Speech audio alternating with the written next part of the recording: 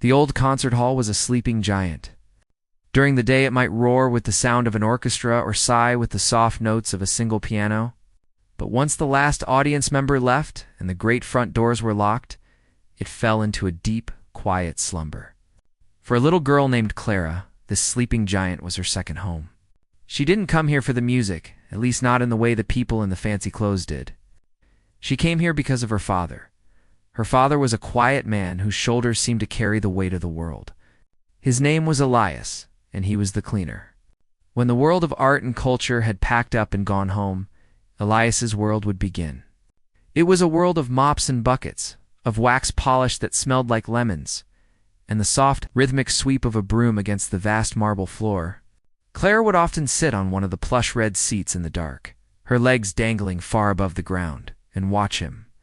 She saw how he moved with a slow, steady grace, his work a lonely dance in the dim light cast by a single bare bulb on a long cord. He was the caretaker of this beautiful place, the one who erased the footprints of the day so it could be new again for the next dot. Clara was 10 years old, small for her age, with eyes that seemed to notice everything. She never complained about being there. The empty hall was better than their small apartment, which always smelled of cooking from the other units and felt cramped with their few belongings. Here there was space. There was a special kind of silence, a heavy velvet silence that felt different from the quiet of their home. It was a respectful silence, as if the building itself was listening for a memory of the music it had held earlier. Her father never asked her to come, but he never told her not to. He seemed to understand that she needed to be there, that the stillness of the hall was a comfort to her in the same way the rhythm of his work was a comfort to him. He would give her a little nod as he began his chores. She would settle in with her school books spread out on the seat beside her. She would do her math problems and practice her spelling, all under the watchful gaze of marble statues set into the walls, their stone faces looking down on her from the shadowy balconies, the most important thing in the entire hall, as far as Clara was concerned, was the piano. It sat right in the middle of the stage, like a king on its throne. It was a grand piano, big and black and so shiny that it reflected the single work light like a dark mirror. Its legs were carved like the claws of a great beast, holding it just above the wooden floorboards of the stage. Most of the time, it wore a heavy, thick cloth cover, like a ghost in the middle of the room. Her father had one rule, a rule he had told her only once, very seriously. "You can look, Clara," he had said, his voice soft but firm, "but you must never, ever touch." And she never did. To her, the piano was not an instrument. It was a mystery. It was part of the magic of this place, something for the rich people in the velvet dresses and sharp suits. It was a world away from her world of worn-out shoes and hand-me-down coats. She would stare at it, sometimes for a long time, and wonder what it sounded like up close. She had heard it, of course. She had heard snippets of concertos and sonatas drifting through the hall doors when she arrived early with her father. She had heard the thunder of chords and the delicate trickle of high notes, but it was always from a distance, muffled by walls and doors. She imagined the person who played it must have hands that were blessed, fingers that were guided by angels. It was a beautiful thought, and it made the piano even more special, even more untouchable. Her evenings followed a gentle routine. Her father would start in the lobby, polishing the brass handles on the doors until they gleamed like gold. Clara would sit in the first row, the very best seat in the house, and read. The sound of his work was her background music. The squeak of his cartwheels on the floor, the slosh of water in his bucket, the soft thud of the brushes against the carpet. These were the sounds of her safety. When he moved into the main hall, she would follow, sitting in a different seat each night, just to see the room from a new angle. From the side, the stage looked like a giant's mouth. From the back, the piano looked no bigger than a toy. Sometimes, she would get up and walk the aisles when her father was working on the stage. She would trail her fingers along the velvet backs of the seats, feeling the texture of the fabric.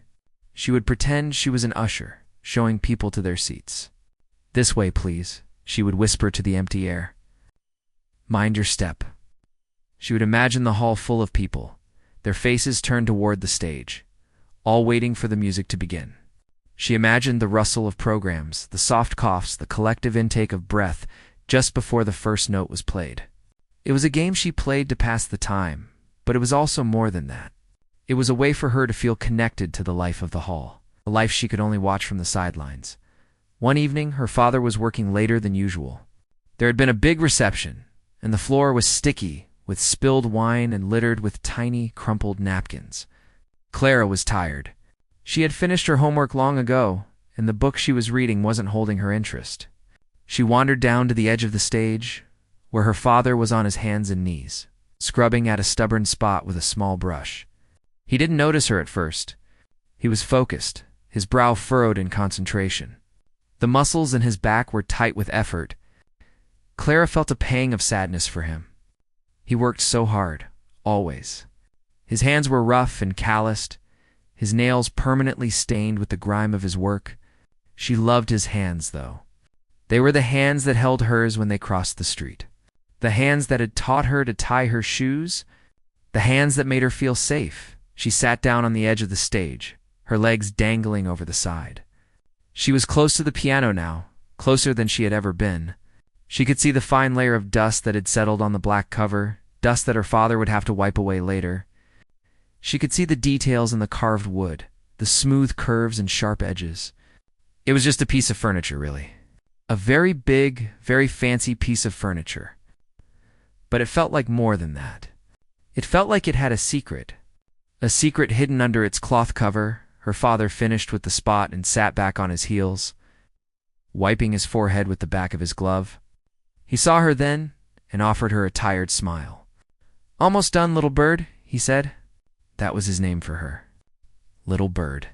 Because she was so small and quiet. Just got to do the stage now. She nodded and watched him get to his feet. He went to get his mop, leaving her alone on the stage with the silent, covered piano. The work light he had set up cast long, dancing shadows across the stage. The piano's shadow was huge, stretching across the floor like a dark pool. Clara felt a strange pull, a curiosity that was stronger than it had ever been before. She knew her father's rule. She knew she shouldn't. But the piano was right there, and the hall was so empty.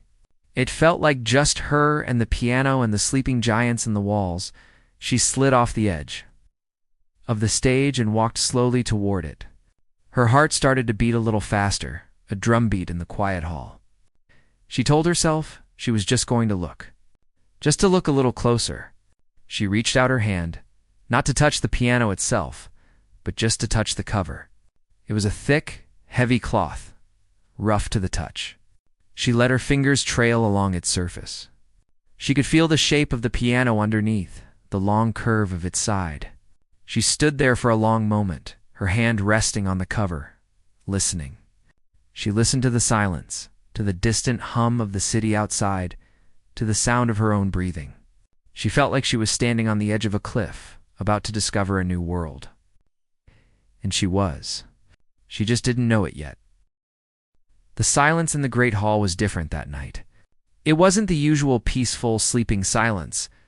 It felt heavy, like a blanket of wool that was too warm. Clara sat in her usual seat, but she couldn't focus on the book in her lap. The words were just black squiggles on a white page. Her mind was somewhere else. It was on the stage, with the big black piano under its ghostly cloth. The feeling of the rough fabric was still on her fingertips, a phantom touch from the night before.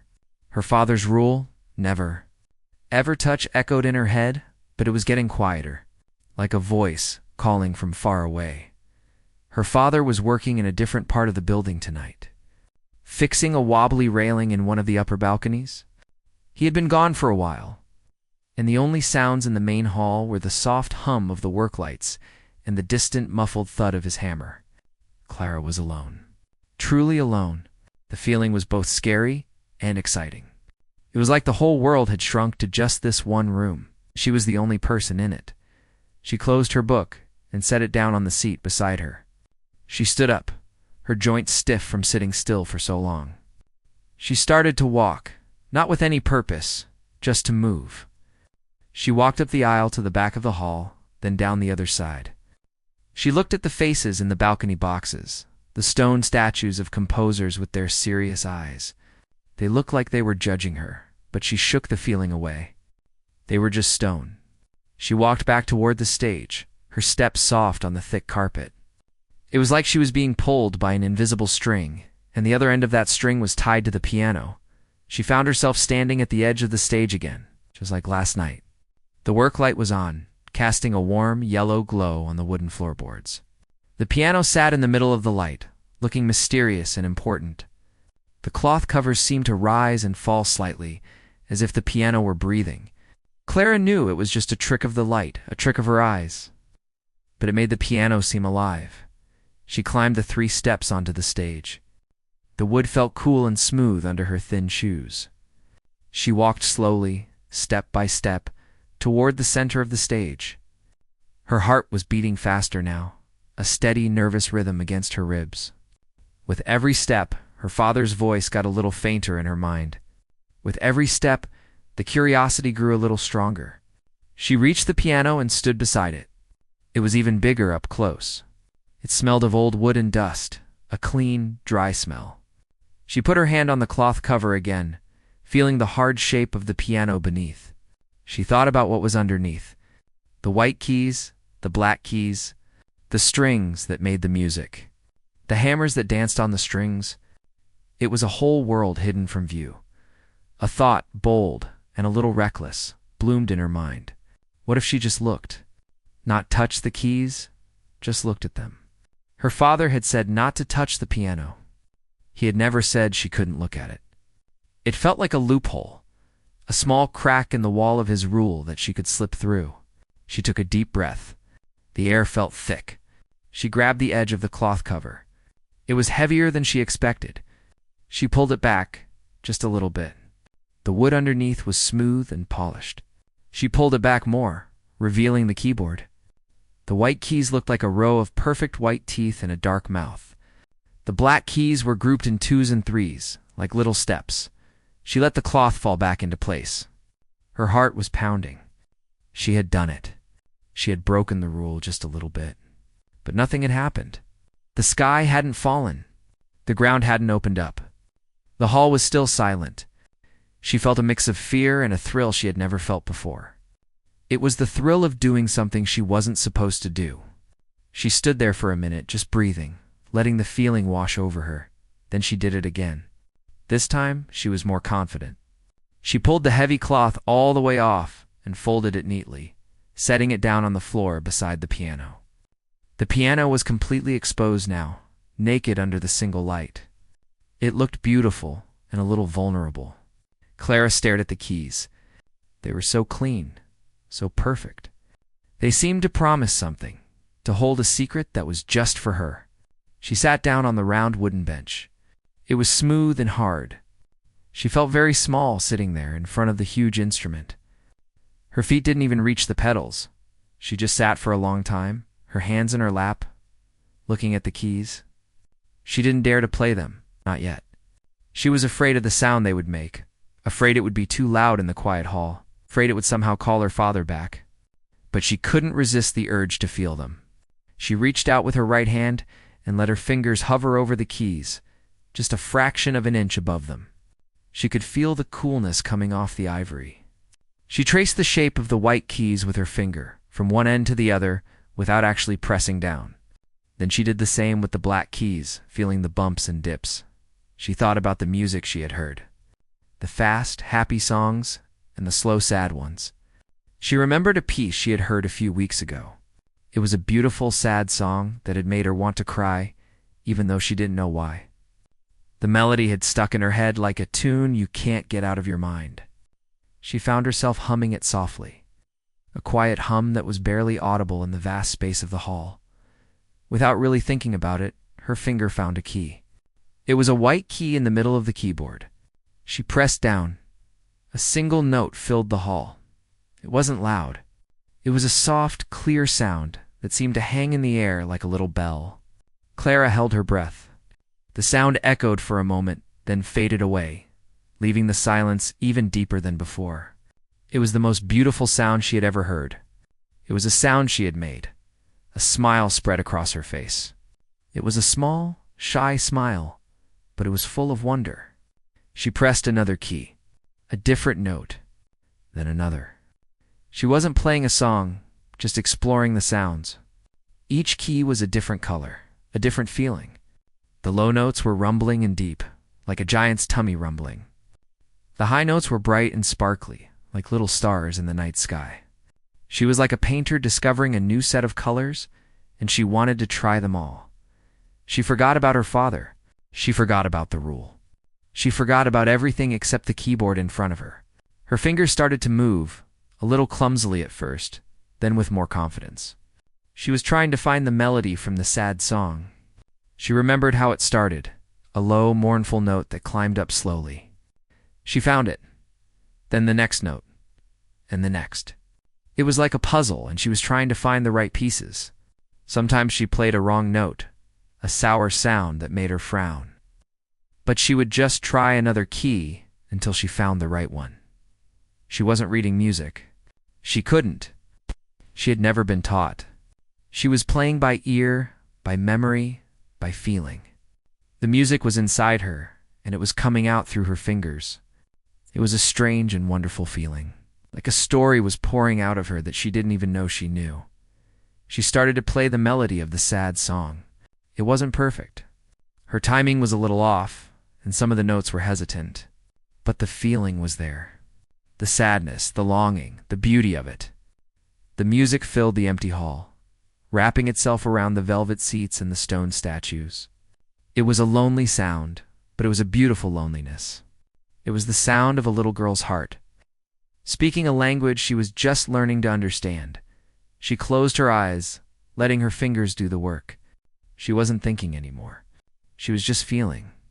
She felt the music flow through her, from her head, through her heart, down her arms, and out of her fingertips.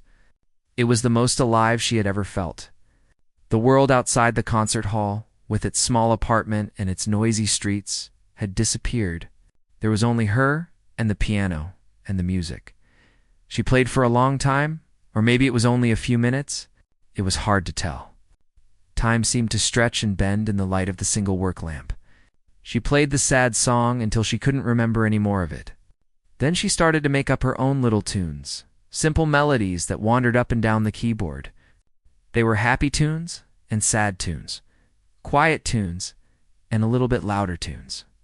She was having a conversation with the piano. It was answering her back. She was so lost in the music that she didn't hear the soft footsteps on the carpet in the aisle. She didn't see the figure standing in the shadows at the back of the hall. She was in her own world, a world of sound and feeling, a world that she had created all by herself. The music was her secret, a special gift that she had found in the heart of the silent, sleeping hall. And as the last note of her made-up song faded into the darkness, she opened her eyes, a feeling of deep peace settling over her. She had touched the piano, and it had touched her back. The last note Clara played hung in the air like a tiny shimmering star, before it faded into the vast darkness of the hall. She kept her fingers on the keys, feeling the cool ivory beneath them, a feeling that was already becoming familiar, like an old friend. The silence that followed was different now. It wasn't empty or sleeping. It was full, ringing with the memory of the sound she had just made. It was a satisfied silence, a peaceful silence. She felt a warmth spread through her chest, a feeling of pride and wonder. She had done this. She had filled this giant room with music. She was about to play another little tune, one that was just starting to form in her head. When a floorboard creaked in the back of the hall, the sound was like a splash of cold water. Clara froze, her hands hovering over the keys. Her heart, which had been so calm and peaceful, suddenly jumped into her throat, beating fast and hard. She wasn't alone. The thought hit her like a physical blow. All the air seemed to get sucked out of the room. She felt trapped, exposed on the brightly lit stage like a little bug under a magnifying glass. Her father, it had to be her father. He had finished his work and come back to find her. He had heard her. The rule, his one serious rule, echoed in her mind, not as a distant memory anymore, but as a loud, clanging alarm. Never, ever touch. She had broken it. She had not just touched it, she had sat down and played it. She had filled his silent, sacred workplace with her clumsy, secret music. She snatched her hands back from the keyboard as if the keys were suddenly red hot. Her breath came in short, scared little gasps. She didn't dare turn around. She just stared into the darkness of the auditorium, her eyes wide, trying to see who was there. The shadows at the back of the hall were deep and murky.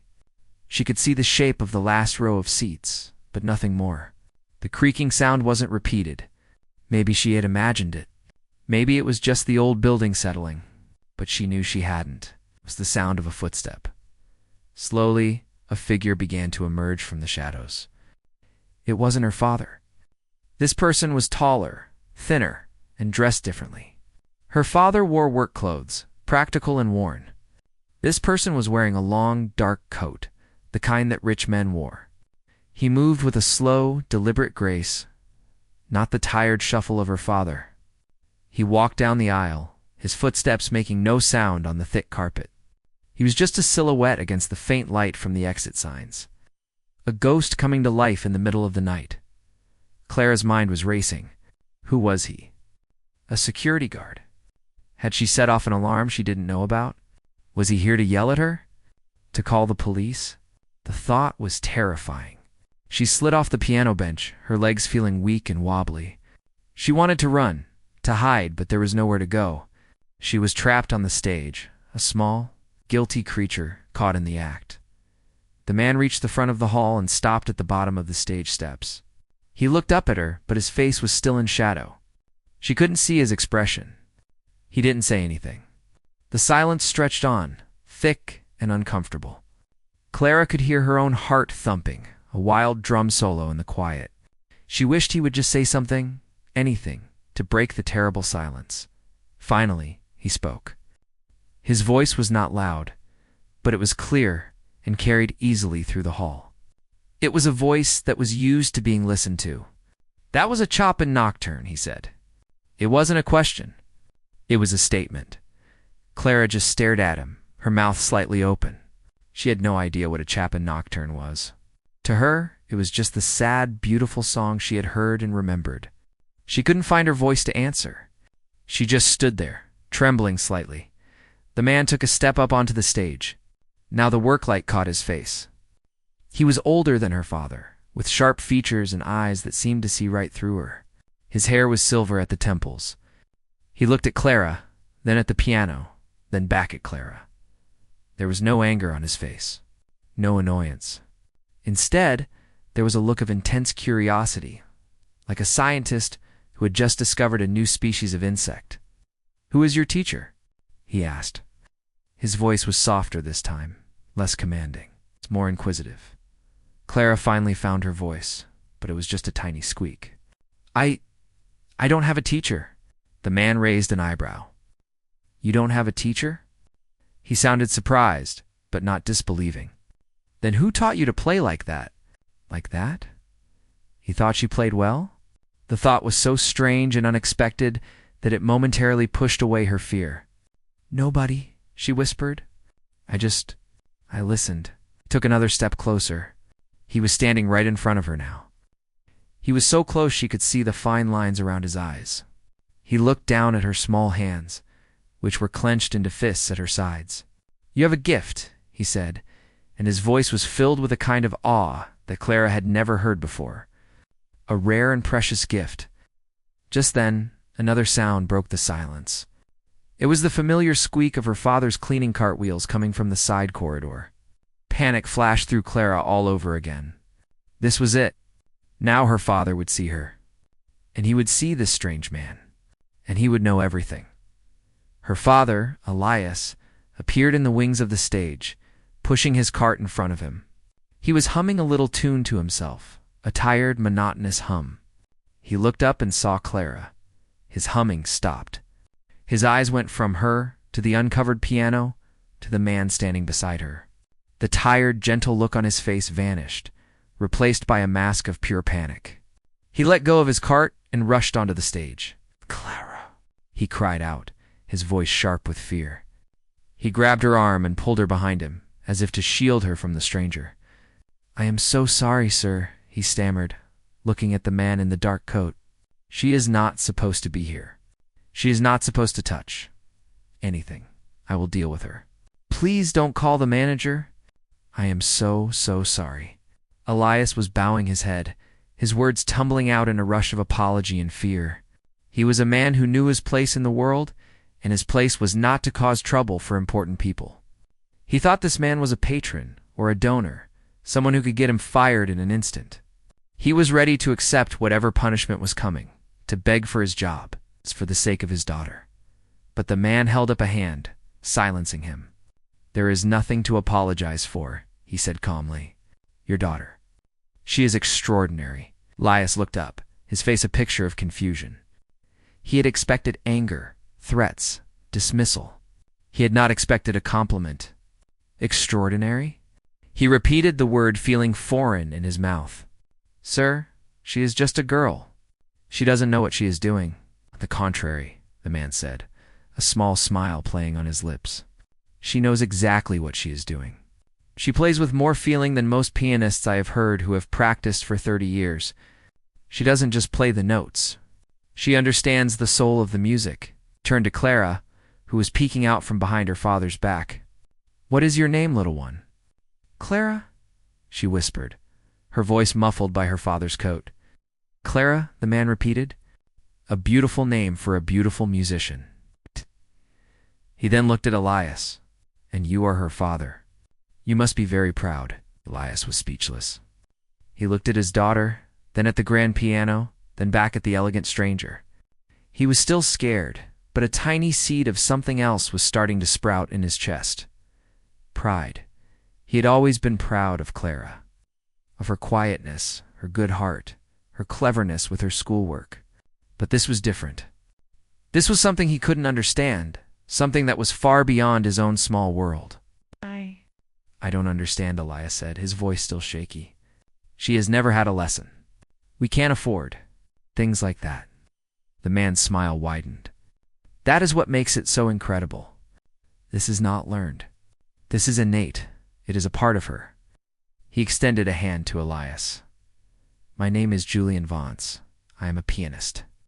The name meant nothing to Elias, but the way the man said it, with a quiet confidence, told him that this was not just any pianist. This was someone important, someone from the world that Clara had only ever watched from a distance. He tentatively shook the man's hand. It was soft and smooth, a stark contrast to his own rough, calloused one. Mr. Vance, Elias said, still feeling dazed. I am sorry for the trouble. This is not trouble, Julian Vance said, his eyes shining with an excitement that was almost boyish. This is a discovery, a miracle even. He looked at Clara again, and this time his gaze was not just curious, it was calculating, as if his mind was already racing with possibilities. I came back to the hall tonight because I forgot a piece of music. I thought I was just coming to retrieve some paper. Instead, I have found something infinitely more valuable. He took a step back and looked at the scene. The humble, worried cleaner, his small, frightened daughter, the grand, silent piano. It was a picture of two different worlds colliding in the middle of the night, and he, Julian Vance, was the bridge between them. You have been hiding a treasure in this hall, my friend, he said to Elias, his voice filled with a new respect, and it is time the world knew about it. The night air felt cold on Clara's face as she and her father walked home. The streets were empty and quiet, but the silence inside her head was louder than any city noise. She held her father's hand tightly, his rough fingers a familiar comfort in a world that had suddenly turned upside down. Her father hadn't said a word since they had left the concert hall. He just walked, his shoulders straighter than usual, his gaze fixed on the pavement ahead. Clara didn't know what he was thinking. Was he angry? Was he still scared? She peeked up at his face, but the dim streetlights cast long shadows that hid his expression. Back in their small apartment, the familiar smell of boiled cabbage and old wood filled the air. It was the smell of home, but tonight it felt different. It felt like the smell of a life that was 1,000,000 miles away from the world of grand pianos and men named Julian Vance. Her father finally let go of her hand and went to the small stove to put on a kettle for tea. His movements were slow, deliberate. Are you mad at me, father? Clara asked, her voice barely a whisper. She was standing by the door, afraid to come further into the room, He turned around, his face no longer in shadow. He looked tired, but his eyes were soft. "Mad at you?" he said, a strange little smile on his lips. "Clara, little bird, I am not mad at you. I am not sure what I am." He poured the hot water into 2 chipped mugs and handed one to her. "That man, Mr. Vance, he said you have a gift." Clara just nodded, wrapping her cold hands around the warm mug. "Do you know what that means?" her father asked, sitting down at their small kitchen table. "It means I can play the piano a little bit," she said, looking down at her feet. "No," her father said, his voice firm but gentle. "It means more than that. It means maybe your life doesn't have to be like mine. Maybe it doesn't have to be like ours." He looked around the small, cramped room, and for the first time, Clara saw not resignation in his eyes, but a flicker of something else, hope. The next day their lives began to change. It started with a phone call. Their old rotary phone, which rarely rang, startled them both with its loud, jangling noise. Elias answered it, his voice cautious. Clara watched from the doorway, her heart pounding. It was Julian Vance. He spoke to her father for a long time. While he talked, Elias's posture changed. He sat up straighter. He started asking questions, his voice filled with a new kind of energy. When he hung up the phone, he just looked at Clara, his eyes wide with disbelief. "He is coming to get us," he said. "In 1 hour. He wants us to go back to the hall." An hour later, a shiny black car, the kind Clara had only seen in movies, pulled up outside their apartment building. Julian Vance was sitting in the back. He smiled when he saw them. "Come," he said. "There are some people I want you to meet." The drive back to the concert hall was a blur for Clara. She sat in the soft leather seat, her hands folded in her lap, watching the city go by outside the window. Everything felt unreal, like a dream she was having. When they arrived at the hall, the front doors were open, even though it was the middle of the day. The hall was not silent and sleeping.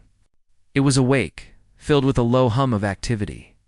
Julian Vance led them not onto the stage, but into a small, comfortable room backstage. There were plush chairs and a low table with a pitcher of water and glasses. "Wait here," he said.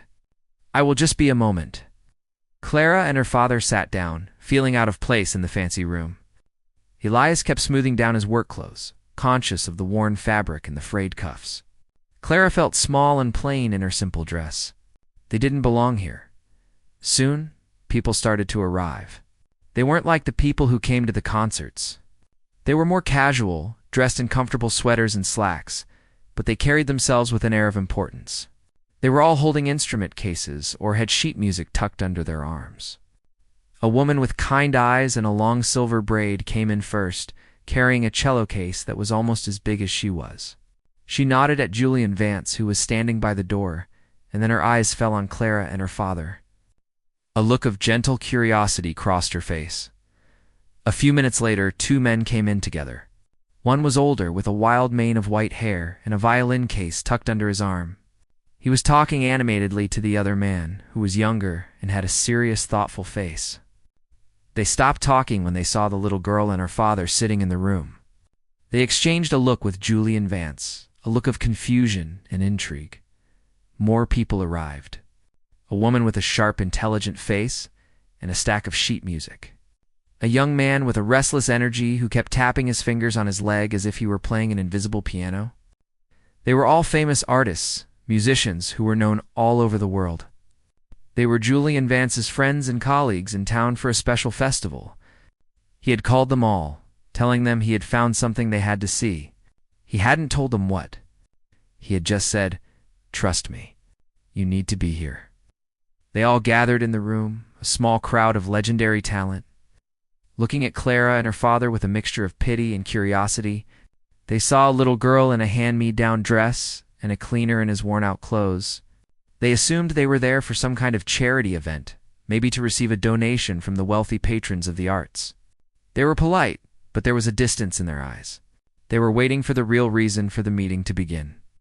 Julian Vance finally closed the door and stood in the middle of the room. "Thank you all for coming," he said. "I know you are busy, but I promise you, this will be worth your time." He looked at Clara. "This is Clara. and this is her father, Elias."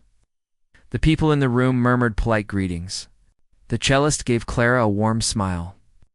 "Last night," Julian continued, "I came back to the hall to retrieve some music, and I heard something.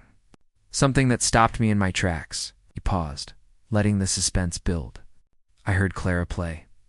A few of the musicians raised their eyebrows. The man with the wild white hair snorted softly. "Julian, you brought us here to hear a child play a few simple tunes? I have a niece who bangs on the piano, too. It's charming, but hardly worth a summons." "It wasn't a few simple tunes, Anton," Julian said, his voice calm but firm. "And she wasn't banging. She was playing Chopin. She was playing it with a depth of feeling that I have rarely heard from anyone, let alone a child who has never had a lesson in her life." The room went silent. The curiosity in their eyes was now mixed with disbelief. A child playing Chopin without a lesson? It was impossible. It had to be an exaggeration, a trick of the ear. "I don't believe it," the serious-faced man said, speaking for the first time. His voice was deep and resonant. "The technical skill required alone. It takes years of practice, decades." "I thought the same thing," Julian said. "That is why I asked you here. I want you to see for yourselves. I want you to listen." He turned to Clara. "Would you be willing to play for us, Clara?" Clara looked at her father. He gave her a small, encouraging nod. She was terrified. All these important people were staring at her. Their faces were full of doubt. They didn't believe in her. She felt a small spark of determination. She would show them. She took a deep breath and nodded. They all moved out of the backstage room and into the main auditorium. The artist sat down in the front row, a line of skeptical faces. Elias stood in the wings, his hands clasped together so tightly his knuckles were white. Julian Vance led Clara to the piano. The cloth was already off. The stage lights were on, brighter than the single work light she was used to. The hall, which had been her private playground, now felt vast and intimidating. She sat down on the bench. Her hands were shaking. She looked out at the front row. She saw the doubting faces, the crossed arms, the raised eyebrows. They were a wall of disbelief. She felt a wave of panic. What if she couldn't do it? What if they were right? What if she was just a little girl who had been lucky? Then she saw her father in the wings. He wasn't looking at the important people. He was looking only at her. And on his face, there was no doubt.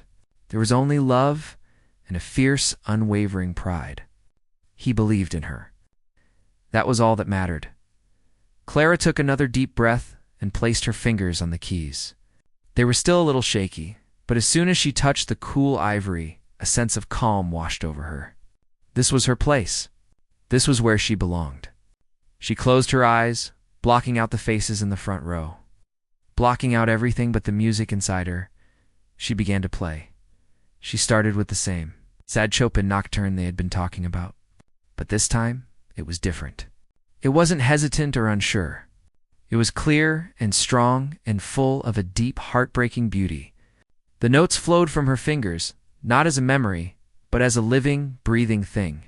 She was not just playing the notes. She was telling the story of the music, story of love and loss and longing.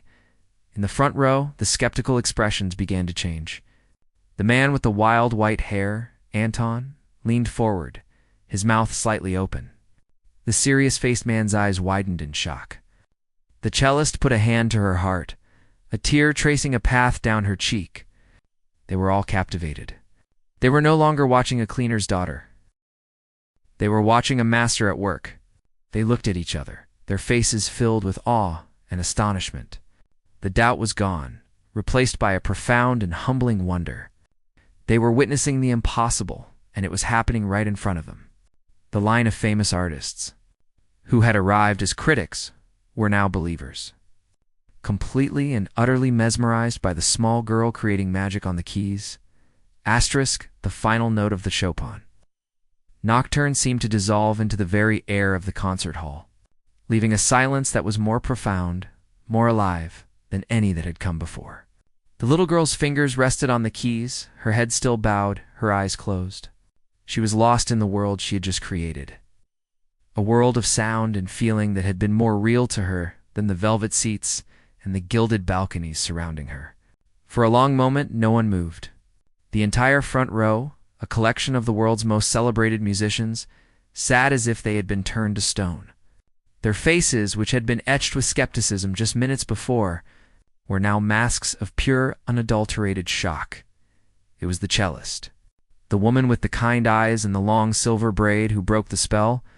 A single tear escaped and traced a slow path down her wrinkled cheek. She let out a long, shuddering breath, a sound that seemed to release the tension in the room. Then she rose to her feet. It was a slow, deliberate movement, full of reverence. She didn't clap or cheer. She just stood there, her hands clasped in front of her, silent tribute to the miracle she had just witnessed. One by one, the others followed. The man with the wild white hair, Anton, shook his head in disbelief, a slow smile spreading across his face as he stood. The serious-faced man, his analytical expression completely gone, rose with a look of awe on his face.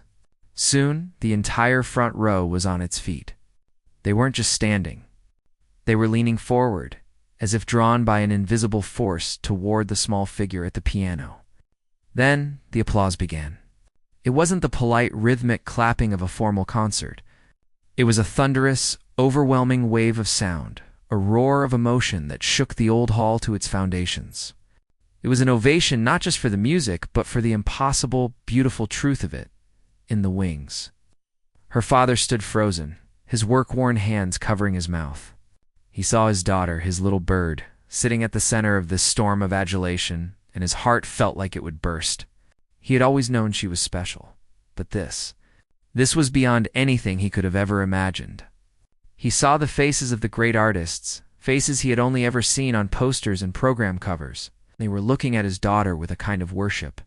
The shame he had felt just an hour ago, the feeling of being out of place in his worn clothes, was gone, replaced by a fierce, swelling pride so powerful it brought tears to his eyes. The little girl finally opened her eyes. She looked out at the standing, cheering audience, and for a moment, she didn't understand. Then she saw her father in the wings, his face wet with tears, a smile brighter than any she had ever seen. And she understood. This was for her. The sound washed over her, not as a noise, but as a warm, embracing light. She had never felt so seen, so understood in her entire life. Julian Vance walked onto the stage, his own face shining with triumph and joy. He put a gentle hand on the girl's shoulder. The applause subsided, but no one sat down. They were all waiting, hanging on his every word. "I told you," he said, his voice ringing with emotion. "I told you that you had to see it for yourselves." He looked down at the girl. "This is not a trick. This is not a fluke. This is what happens when pure, untaught talent meets a soul that was born to make music." The man with the wild white hair, Anton, called out from the front row, his voice thick with emotion. "Child, what else can you play? Play us something else. Something fast." The girl looked at Julian Vance, who nodded encouragingly. She thought for a moment, then her fingers began to move again. This time, the music was different. It was not a sad, beautiful song she had remembered. It was a whirlwind of notes, a dizzying, joyful cascade of sound that was complex and fast and utterly alive. It was a song she was making up as she went along, a story of her own joy and astonishment. Her fingers flew across the keyboard, a blur of motion, creating a tapestry of sound that was both intricate and exhilarating. The musicians in the front row listened, their heads nodding in time, their expressions a mixture of professional analysis and sheer delight. They were not just hearing a prodigy. They were hearing a new voice being born into the world of music. When she finished, the applause was even louder than before. It was a celebration. In that moment, the little girl's life changed forever. The concert ended, but the meeting was just beginning. The artists came up onto the stage, not as famous stars, but as humble students. They surrounded the girl and her father, their faces filled with a genuine, heartfelt warmth. The cellist knelt down in front of the girl. "What is your name, my dear?" she asked, her voice as gentle as her music. The girl, who had been silent and shy, looked at the kind face and found her voice. "I don't have a name for it," she said. Thinking the woman was asking about the song, the cellist laughed, a warm musical sound. "No, sweet child. Your name. What do people call you?" She told them her name, and they all repeated it as if it were a precious word. "Well," said Anton, the violinist, his eyes twinkling, "that name is going to be famous. We must make sure of it." What followed was a whirlwind of conversation, a storm of ideas and promises. The serious-faced man, who was the director of a prestigious music academy, immediately offered her a full scholarship, a place that was the dream of thousands of young musicians. "We will provide everything," he said, looking at her father. "The best teachers, the best instruments. We will not let a single obstacle stand in her way." The cellist offered to give her private lessons for free. "We can learn from each other," she said with a smile. One by one, they all offered their help, their time, their resources. They were not just being charitable. They were investing in a genius, in a light that had suddenly appeared in their world. Her father stood by, overwhelmed by the generosity, the sheer impossibility of it all. He tried to thank them, but his words were clumsy and inadequate. He was a simple man who had lived a simple life, and this was a world of magic and miracles he didn't know how to navigate. But he saw the way they looked at his daughter, not with pity, but with respect, and he knew that this was right. This was her path. The next few weeks were a blur of activity. The story of the cleaner's daughter spread through the city like wildfire. It was a tale that everyone wanted to believe, a modern-day fairy tale. Reporters came to their small apartment, and photographers took pictures of the girl sitting at her school desk, a stark contrast to the images of her at the grand piano. Her father quit his job at the concert hall. It was a bittersweet moment. He was leaving behind the world of mops and buckets, the world that had, in a strange way, made this all possible. Julian Vance helped them find a new, bigger apartment, one with a small room where a new piano could be placed. The first time the new piano was delivered, the girl just stared at it. It was hers. She could touch it whenever she wanted. The magic of it was still overwhelming. She would sit and play for hours, not because she had to, but because she couldn't not play. The music was inside her, and it had to come out. Her father would often sit in the room with her, just listening, his face a picture of peaceful contentment. The sound of her playing had replaced the sound of his mop. The melody of her life had become the soundtrack of his. Her first day at the music academy was nerve-wracking. She was surrounded by children who had been playing since they could walk, who spoke a language of scales and arpeggios that she didn't understand. She felt like an outsider again, in her simple dress, with her strange, untaught way of playing. But when she sat down at the piano in the practice room and played, all the whispers and stares stopped. The other students gathered around, their faces filled with the same awe and disbelief the famous artists had shown. They recognized it too. They recognized the magic. Years passed. The little girl grew up.